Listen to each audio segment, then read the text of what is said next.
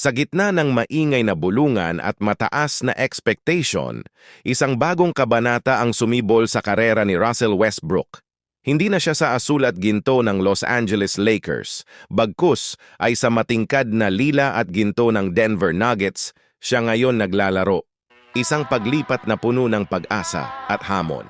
Matagal nang kilala si Westbrook sa kanyang agresibong laro, ang kanyang walang sawang paghabol sa bola, at ang kanyang kahangahangang kakayahan na mag-triple-double. Ngunit sa mga nakaraang taon, tila ba'y nabawasan ang ningning ng kanyang bituin. May mga nagsasabing tumanda na siya, na hindi na siya kasing bilis ng dati. May mga nagdududa na kaya pa niyang magdala ng isang koponan patungo sa tagumpay. Ngunit sa Denver, tila may bagong sigla si Westbrook. Nakakita siya ng bagong tahanan sa tabi ni Nikola Jokic, isang mahusay na center na kilala sa kanyang husay sa pagpasa at strategic na paglalaro.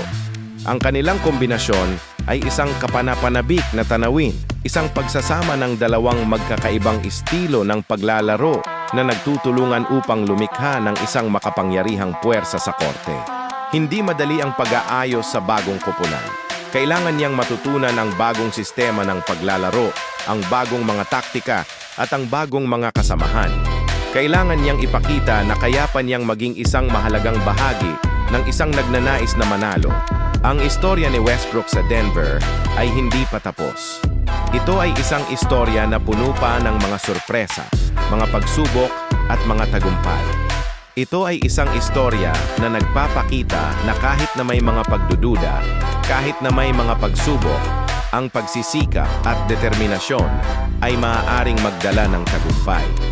Ito ay isang istorya na naghihintay pa ng kanyang huling kabanata, isang kabanata na puno ng pag-asa at posibilidad.